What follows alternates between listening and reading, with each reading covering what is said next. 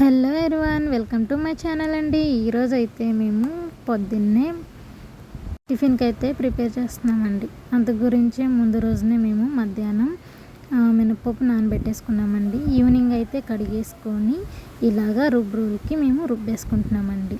Mixie కన్నా grinder కన్నా ఆడుకోవచ్చండి. కాకపోతే మేమైతే న్యాచురల్గా టేస్టీగా ఉంటాయని కూడా మేము రుబ్బుకి రుబ్బుతూ ఉన్నామండి. మినపప్పు పిండి చూడండి, చాలా మృదువుగా ఎంత స్పాంజీగా వస్తుందో చూడండి, మీకే తెలిసిపోతుందండి.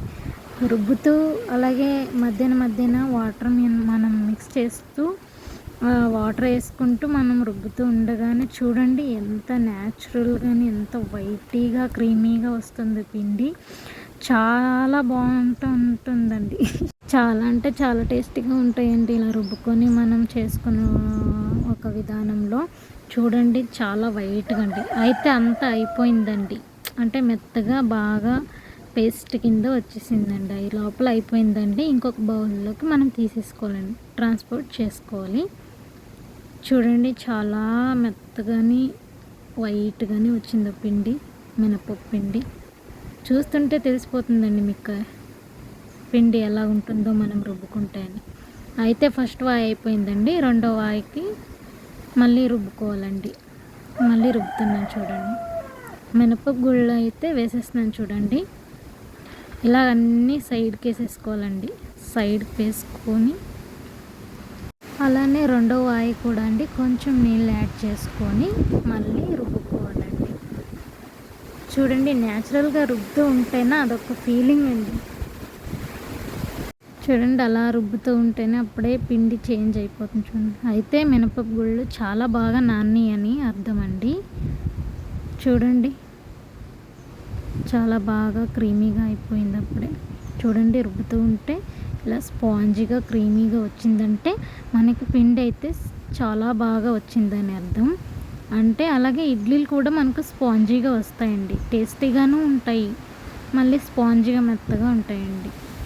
చూడండి పిండి అయితే తెల్లగా వచ్చేసిందండి.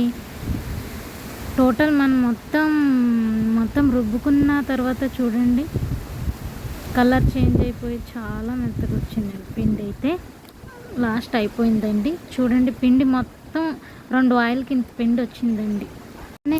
అలానే ఇప్పుడు మనము ఇడ్లీ రవ్వని తీసుకోవాలండి. 1 గ్లాసు మినపప్పు గుళ్ళు తీసుకున్నాను కాబట్టి 2 గ్లాసులు రవ్వ అయితే పడుతుందండి. అలాగే మీకు కావాలైతే ఇంకొక హాఫ్ గ్లాస్ కూడా మనం యాడ్ చేసుకోవచ్చు. చూడండి 1 గ్లాస్ వేసేసుకున్నామండి. ఇప్పుడు 2వ గ్లాస్ రవ్వ వేసుకుంటున్నామండి. చూడండి గ్లాస్ వేసుకొని మనం ఇంకా హాఫ్ వేసుకుంటే వేసుకోవచ్చండి. ఆ తర్వాత వాటర్ వేసుకోవాలండి. వాటర్ యాడ్ చేసుకొని 5 మినిట్స్ ఆగాలండి.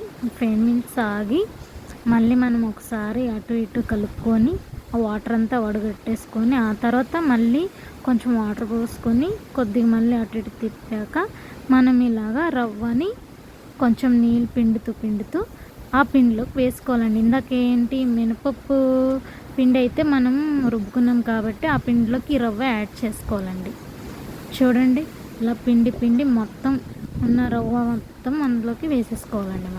మనం రవ్వ మొత్తం వేసుకున్నాక మళ్ళీ ఇప్పుడు ఆ పిండిలోని రవ్వ బాగా కలిసేటట్టుగా అటు ఇటు కొంచెం దాకా కూడా మనం తిప్పుకుంటూ కలుపుకుంటే చాలా బాగా రవ్వ కూడా కలిసి అది కూడా రేపు పొద్దున్నకైతే చాలా బాగా నాని చాలా బాగుంటుందండి. ఫైనల్గా పిండి అయితే ఇలా ఉందండి. నెక్స్ట్ మార్నింగ్ అండి చూడండి మేమైతే ఇడ్లీలు వేస్తున్నాం. పిండి పొంగిందండి. అలాగే ఇడ్లీకి మనము ఇడ్లీ గిన్నెలు అయితే పిండి పెట్టేసుకొని అలాగే ఇడ్లీ గిన్నెలో కొన్ని వాటర్ యాడ్ చేసుకొని తర్వాత పొయ్యి మీద పెట్టేయాలండి. లోపల మనము అయితే వేరుశనగుళ్ళు, పచ్చిమిరకాయలు ఇవన్నీ మళ్ళీ కొత్తిమీర, కొంచెం అల్లము, చింతపండు, తర్వాత వెల్లిపాయ వేసుకొని బాగా వేపుకున్న తర్వాత అయితే మనం మళ్ళీ రుబ్బుకుంటున్నామండి. చట్నీ అయితే చాలా టేస్టీగా ఉంటుందండి.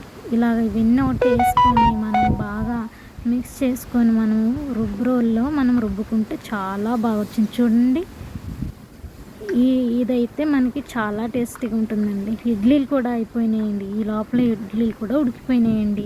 చూడండి, ఇడ్లీలు ఉడికినాయి.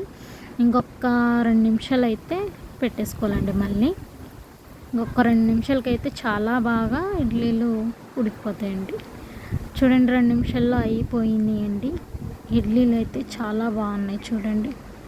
మళ్ళీ మనం స్పూన్తో అయితే తీసేసుకోవాలండి. ఒక్కొక్క ఇడ్లీని స్పూన్తో తీసేసుకుంటే చాలా ఈజీగా అయిపోతుంది. అలాగే చట్నీ కూడా మనము ఒక ప్లేట్లోకి పెట్టేసుకుంటున్నామండి. చూడండి, ఇడ్లీ చట్నీ అయితే చాలా సూపర్గా ఉన్నాయండి. అలాగే టేస్ట్ కూడా చాలా బాగుందండి. ప్లీజ్ సబ్స్క్రైబ్ చేసి ఫాలో చేయండి.